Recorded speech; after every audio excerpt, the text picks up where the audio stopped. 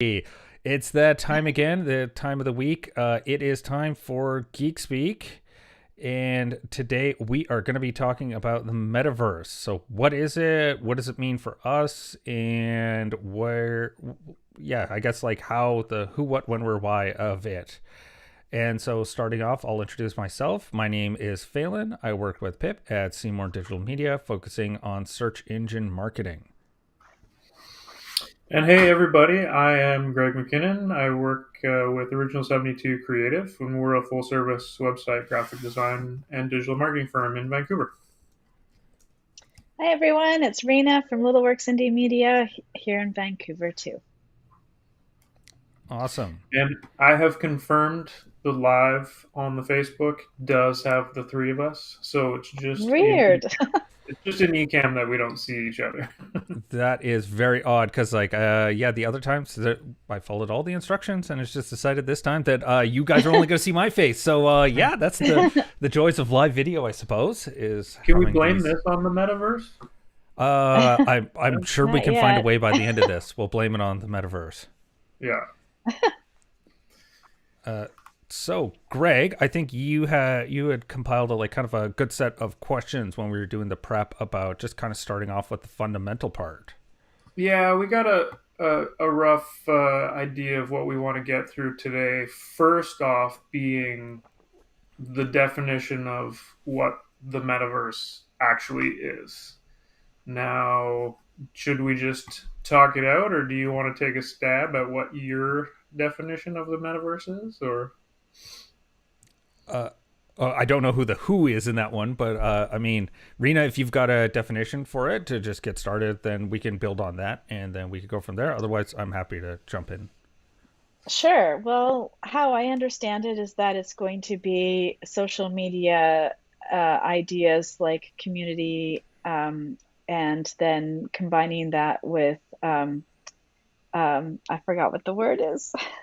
The virtual reality, right? That's right. yeah, Yeah. the metaverse itself is the 3D, virtual Yeah. reality space that we'll be able to experience through headsets or augmented reality glasses or whatever it comes available. So the metaverse is that immersive 3D experience that we will be in, that will give us access to everything that is being built into the metaverse, including social stuff and everything. Yeah. Yeah. Well, and I'd say, and building on that, it's also the way I kind of think of it is kind of thinking of how the World Wide Web works, where it's not necessary. It's more of a network of these things as well. So you'll have like your website or your VR world, and how you've built this world inside your own VR, and then it has ways that it connects with other systems, and there's sort of a standard. So the metaverse is more about standards that people can build on, rather than one individual owner, was kind of how it was pitched in my understanding. So for me, my doing research and trying to figure out everything I can about the metaverse is what I've come to think is that the metaverse will be built on Web 3 technology, which Web 3 technology is a decentralized version of the internet where not one company owns any specific thing, but all data is kind of stored everywhere on multiple devices, not just on AWS or Google servers or that type of a thing. And so the metaverse, as far as I'm aware, will be further technology that will be built up on this decentralized Web 3.0 version of the internet, and everything will, like, nothing will be owned really by anybody. And it's very open source driven Web 3.0. Is Uh, that how you understand the process will be? yeah, the only modification I would make to that, like, it's definitely it's just that last little part. So it's about having what they call trustless ownership, where basically it's like saying like, oh, you have this hash. So it's kind of like the world of NFTs. So it's saying like, I own this copy of this image, and you can check that by running this algorithm that says this little bit of code says I own this thing. And so it's meant to have it that everyone, like, if I the example I always go to is like an Iron Man suit. Like, I did this quest in this guy's game, and I got given an Iron Man suit that's like a special, I don't know, like the silver version of it. And so I own that silver version of it because I did this thing, and like that's something that we can all verify that, oh, you would, that there's a code that runs in the background, like in a blockchain, not necessarily Bitcoin itself, but the ledger that runs a Bitcoin, where it's like a ledger and people can check, oh, this little string of code that makes up this silver Iron Man suit does mean that you own it, because we can tell that you have this little thing. And so it's about using the blockchain and changing it from not being something that is supposed to be for money, like like an exchange of value. It's more like a use case where it's like, oh, I did a thing, and because of that thing that I did in the game, that gives me an item, and now I have this item. So no matter where I go, everyone knows that Phelan got this silver Iron Man suit because he did this thing. Anytime blockchain comes up, my head explodes, really. Yeah, I mean, the blockchain is basically, think of it like, like those old ledgers that people would have. And then it's just basically, there's really complicated math that everyone has to verify and run through the numbers. And then like everyone has a big abacus and they're just running through, and they just say, oh yeah, we crunched the numbers. You did own that. And that's like pretty much all the blockchain really is. There's a bunch of extra math about how that all works, but fundamentally it's just a ledger, and then everyone has a copy of the ledger. Everyone works through the math that goes, oh yeah, that guy owns that thing. That's probably the best analogy I've ever heard. Yeah, it's a really, the blockchain itself is really cool. I'm not a big fan of Bitcoin per se, but the underlying part of it is actually got some really cool features that, and again, this is maybe Phelan, you have a blockchain GeekSpeak topic in the new year. I don't know how I can make that very. I don't know if we can make that very marketing friendly. I mean, there's some really cool technical concepts, but it's not really it's outside of our group. Yeah. But it kind of building off of that as well. Is, I think that's one of the really interesting parts that we've kind of been dancing around, is it's like interoperability is the big thing, where it's like you do things in one game, and now you go over to, I don't know, your drink times with your friends, and like you go to like the digital bar, and then you get to like have like show off that you've earned this item, and so people know, oh, okay, cool, he did, I don't know, beat Pazuzu, and so he got given the silver Iron Man suit. So let's get into the basics of the metaverse and what people can expect in the metaverse. So essentially, like we said, it's a 3D immersive world that you'll be able to experience through augmented reality or VR. And so basically, you will experience the metaverse, and you'll be able to go in there, and you'll be able to create and have your own avatar, and buy digital, items from other people who you're interacting with in the metaverse. And so there's gonna be like so many possibilities to put things in this space, including like games, and for businesses, you'll be able to create virtual spaces and showrooms of things that people will be able to, in this metaverse, go to and experience. So it's gonna open up a huge possibilities in the future to have this experience with users. What do you guys think of all of this and the possibilities Yeah. of what to come?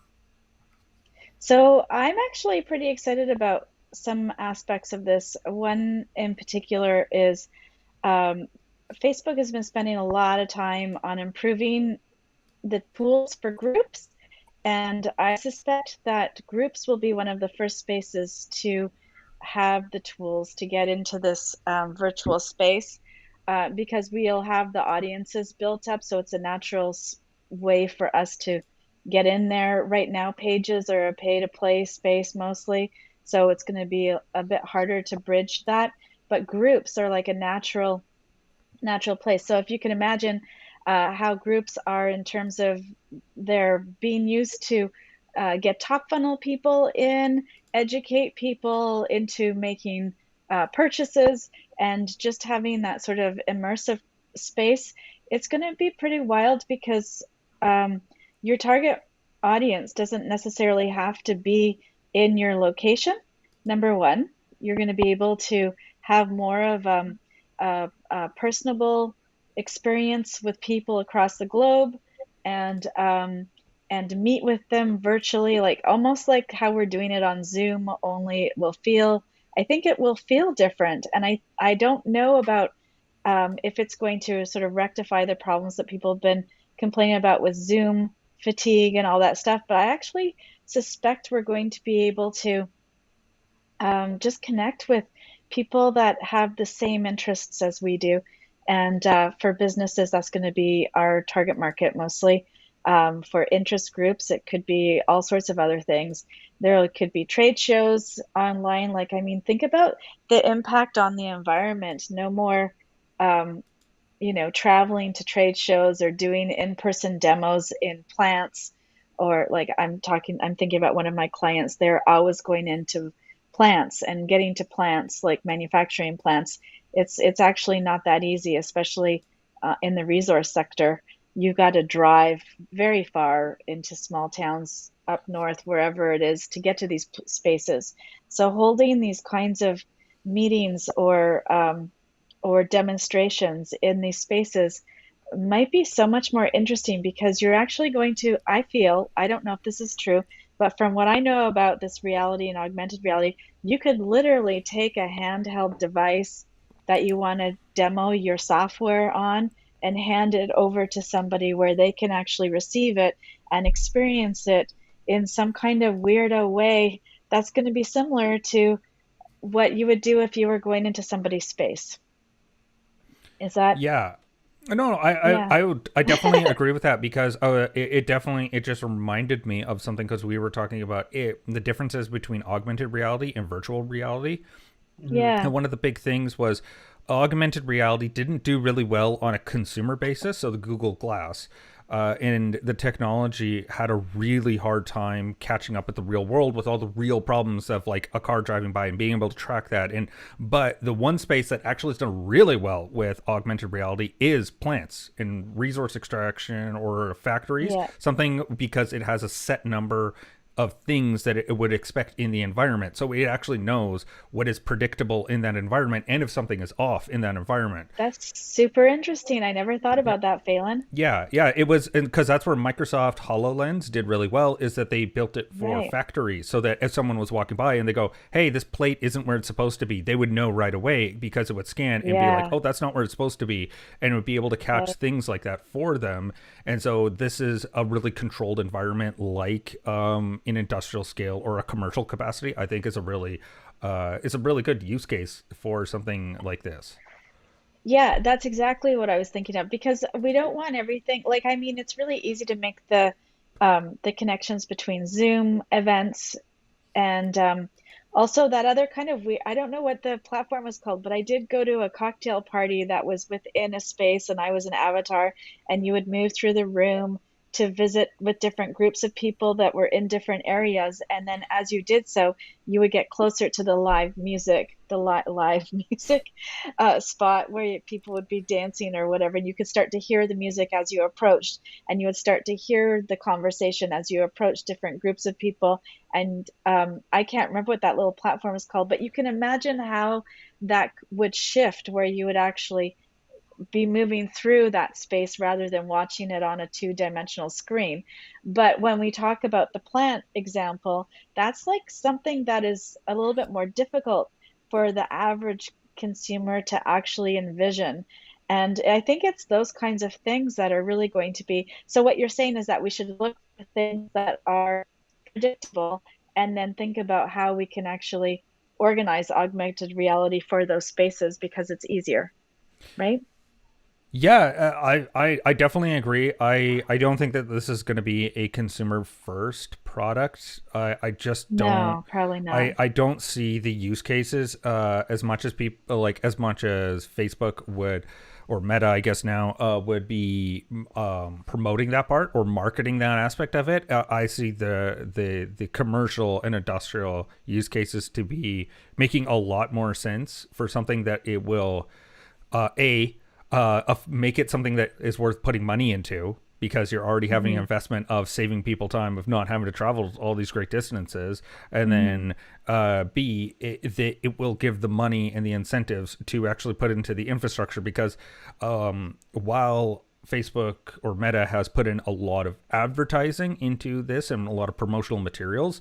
The budget that they have is a drop in the bucket for it right now. It Right. is something like $50 million, which for Facebook into new projects is basically nothing, especially if they think this is their next big play.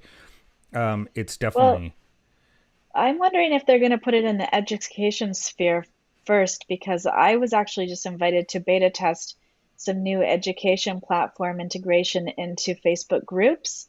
And I'm thinking that that's going to be one space because if you're selling education products like digital education, that would be one spot that Facebook could get the user, like group owners, to pay for that. But you're right. I don't think that's enough money for them to actually get this up and going.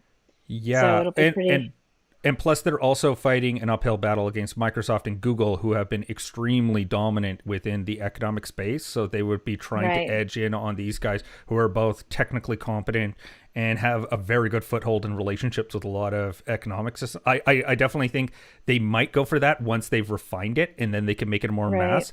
But it Yeah. definitely, I think the way you described is probably their best bet for I making think so something that too. could, it's sustain it's something Yeah. where they could make it where they're not having to have 100,000 people join it Yeah. all at once. They can only have a few Yeah. people in a high value use case, and so then Yeah. they iron out all of the technical kinks and then from there expand it out because they'll have refined it. So to me that would make the most sense. That would. I never really thought of it when I was thinking about when I was thinking about this metaverse thing. I was really just thinking like, how would each of my clients be using this? How could they use it? How could they implement it?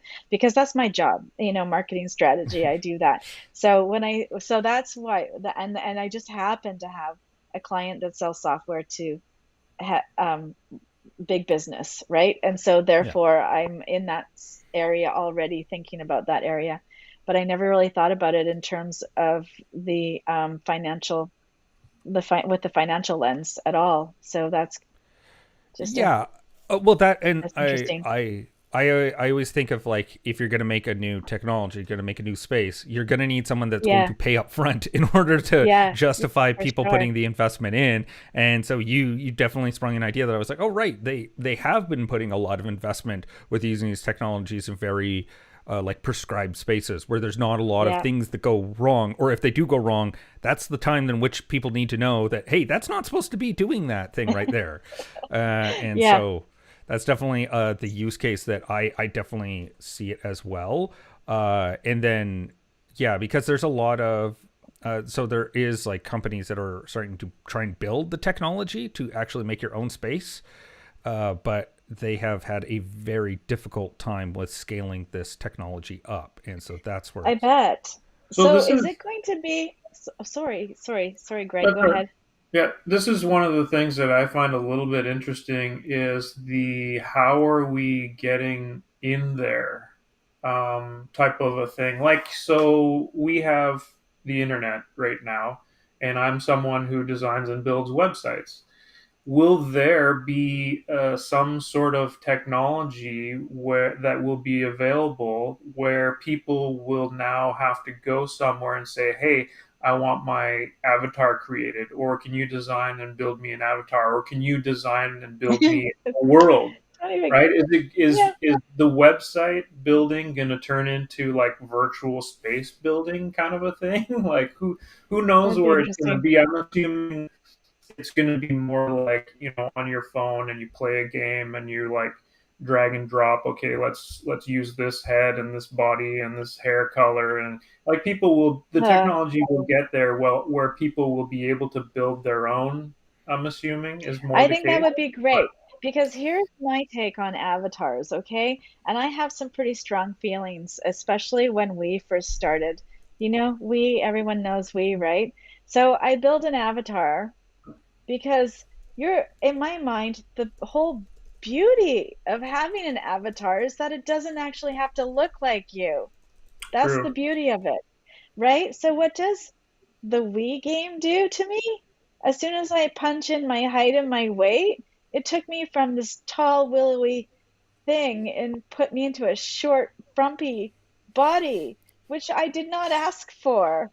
And I don't really, like that really annoys me. So I'm hoping so, because honestly, I think that's part of the fun of being in those kinds of spaces. Otherwise, I don't really want to mimic real life in that space. I want it to be real life and more interesting. There's going to be so much metaverse catfishing. It's Oh, crazy. for sure. Probably. I guess so, because I don't really think it like I'm not really one of those bad actors, but I bet I bet there is going to be tons of that. That'll be interesting to see how they deal with that. So we've got four people watching. I'm wondering if there are any questions that are coming up or any ideas Uh, that you guys have for how this kind of technology could be used in your business that we haven't already talked about. That would be fun. So just so go Yeah, ahead and type in. some of the comments we've had. I'll just go Oh, we've through a had comments? couple Oh, yeah. good, from. because I can't see them. Yeah, Yeah, I don't. It's That's a bit good. annoying that you can't see them. So we have one that's really Yeah. interesting. That's from Aaron Smith Hayes. Oh, Um, Aaron. Hey, Aaron, how's it going? and so he says, let's not forget that new games like Axis Infinity will be able to use NFT and tokens to make in Right. gameplay in order to add functionality to the game, which also makes sense that yeah, we the haven't Yes. touched it's on that, but that was one of our upcoming points about how crypto work and NFTs work into this new metaverse virtual space thing. yeah. Well, and because on the so one part when we were discussing this is that Facebook it was hoping to have a cryptocurrency that would go with it that is like think of it like in World of Warcraft where people would mine gold. Like that you would do Hmm. labor in order to earn gold and that gold would then be an in-game currency that you could use to buy items. Where and so for that you can also have Facebook was looking for something similar where people could do tasks within the metaverse to earn a cryptocurrency that could be then used across all the world. So whether you're in Phelanville or Rena Land or Gregtopia, I don't know, I was trying to and That's pretty so good. We'll go with that. thanks. I mean, I was not too bad for on the spot. But yeah, it was the idea that my dollars could go. They would be valid in either three of those worlds, and so it's a way that you could do a task in one world and then be able to jump over and then want to actually buy an item from Rena, and then so it's a way that you could earn money within the system itself, and it also is still interoperable. That's the big idea. Right. Right. So when you talk about doing labor, because I don't play games, so I don't really know this too much, but when you talk about doing labor, are you talking about doing actual labor? So for example, if I ran a group on Facebook and I had some need to have something done, I could have somebody do it and then reward them with or pay them with tokens, and Yeah, then they could go and use those somewhere else.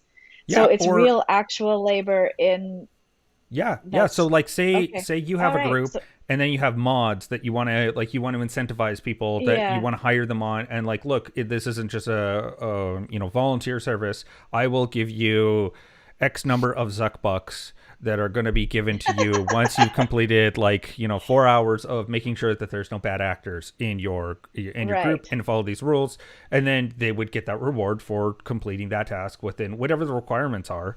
So And the this could actually, I mean, this could be employment, technically. Yes, that's the so And then we have it's labor laws and payment and how this is gonna open up a huge can of worms, hey?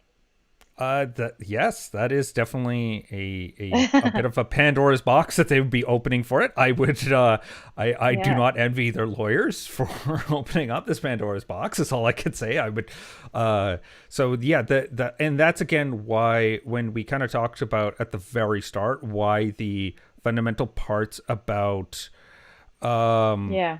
about who owns the metaverse is such a weird issue because at the very because it's a network and then but people are building on the platform, like ultimately Hmm. who is it that would be responsible, and that's why Facebook is trying to get in to be the platform, like they want to run the Right. servers is what they've said, Right. Right. Right. and so Right. they would be ultimately responsible. I'm not no lawyer, not legal advice, but like that's where it comes across is like they want to build the platform, and then everyone builds their little worlds on top of their platform was how they Right. wrote it, and so it will be interesting to see how that shakes out with responsibilities and further issues with that.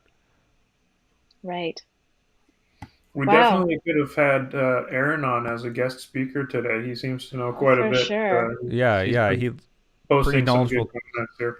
Yeah, I don't even know if this will fit on the screen. Yeah, there's like a big ball of text there, which is it looks really good. And yeah, he's talking about the NFTs, and so you mentioned building your own metaverse. You can build you can do it with Decentraland, where you can buy virtual land, use a program like Blender, build an entire virtual world environments you can explore. It's pretty cool stuff. Your land is actually an NFT, and you can bring NFTs in it and use it and display to sell other things. Yeah, so you can build your own. There's also a company called Improbable Worlds, which builds them. Right now, they're currently building them for the U.S. and the U.K. military as Mm. training Oh, weird. facilities. Oh, wow. Yeah, so that's one that there are companies that are doing it. There is also, sorry, just because I did, there is also a avatar agency that exists for celebrities. So they Excellent. actually have official avatars for any celebrity, and they can have them digitally be inserted into events, and it will be like the real avatar of that person that would be Hmm. there. And the verified, it'll be a totally different version of verified accounts. So you wouldn't be able to, like, what happens? So I have somebody impersonating me on Instagram and I can't get that shut down. So I mean, honestly, it could be that somebody's got your avatar, take your avatar and do something with it. And how do you, Yeah, well, Yeah. yeah, this if is you can just going to be create everything if is you going can to open create up. whatever avatar you'd like to create, there's no stopping you from creating a lookalike of someone else. So Yeah, yeah. Yeah, this okay. is the So, whole thing. Like you know how Facebook and Twitter and other profiles, social profiles, you can't pretend to be someone else, right? Technically. Or yeah, you'll get your technically. account shut But down if they no, complain or Yeah, Instagram has not taken down the account that is impersonating me. They're using my photo of me and my business name with a little add-on, and But I you can't know get it how Twitter removed. has like a verification, like they have a Oh, verified yes, yes, yes. account thing, right? And if Yes. you have a Yeah. verified account and someone else is trying to Yeah. impersonate you, they will. Like you're just you, right? But I, if you went and got verified as Rena, you would probably have more legs to make that happen. But I see a big challenge in the Yeah. metaverse for this type of a thing because if they don't have anything around, you know, having people not impersonate other people, it's just going to be a shit show. yes. I mean, the only counterpoint I would have to that, I did like what you said. The only counterpoint is Salman Rushdie is not allowed on Facebook. Even though he gave them his ID, they said it wasn't good enough, and they have blocked him for it. And someone else has an impersonation of him, and they're letting that one be on Facebook, where he even gave his ID. And so, There are it just because they go and definitely verify it does problems. not mean that they will not screw up. They are still people. Hmm. They're still like complex systems. So just because there's humans and people are verifying documents does not guarantee that everything will work out smoothly. So, just as I mentioned to you guys before we went live, we were going to go through half an hour really quick with lots to say. Yeah. And I did want to get in one thing. Grim Long, an old GeekSpeak contributor, has been in the chat making a bunch of comments saying it's much like Second Life. I don't know Second Life, so it's sort of. Do you yeah, guys know Second Life? It's a I'm Yeah. familiar with it, and I've also heard it described as a Second Life copy, but with basically like jamming Second Life into an Oculus is what I'd heard it described as. I'm not super familiar with Second Life and the details there, but that was an analogy I had heard from people that were doing research and about we have the to metaverse. reiterate that the metaverse is like still in its infancy. Yeah, There's things not built out. They're just exploring what the possibilities of the metaverse will be and stuff like that. So that was my final point to close out the topic was when do you think we can expect to really see this sort of catch on in any way? To be honest, when we had done the prep, I was figuring there would be a pretty significant lag for it. But especially in the middle part of our conversation, we're talking about it in a commercial or an industrial capacity to iron out a lot of the kinks and put the investment in. I could see that as being something that could bring it sooner rather than later. But I am still there's a lot of technical kinks as well as I guess as we've discovered legal issues that might come up that especially as Facebook has been a bit under the microscope with that they are I don't think they can just brush these issues away. So I see it's a it's an interesting concept. There's a lot of major hurdles to iron out before we're there. Yeah, well, Yeah, I'd say so. I look forward to keeping an eye on all of this and hopefully updating the group in future Geek Speaks with things that are coming up and interesting things relating to marketing and things that businesses can do in these spaces in the future. Yeah. Yeah, like Geek Speak Happy Hour. Yes, There you exactly. go. On Friday, right? Yeah, that'll be super fun once we're in the metaverse, I think. Oh yeah, It'll be true. interesting. Looking forward to Virtual that. drinking. Do you get drunk if you virtually drink? Having tried it a I couple feel times, like it's that. not recommended. It is, it was not fun having because of the lag. It was not a lot of fun. All right, good to know. Uh, Okay, so what's happening next week, you guys? Do we know? I can't remember. Oh, that's a good question. You know, typically I've always opened up the page to see because I know Pip usually puts everybody on the spot. digital marketing, looking back and looking forward. Retrospect.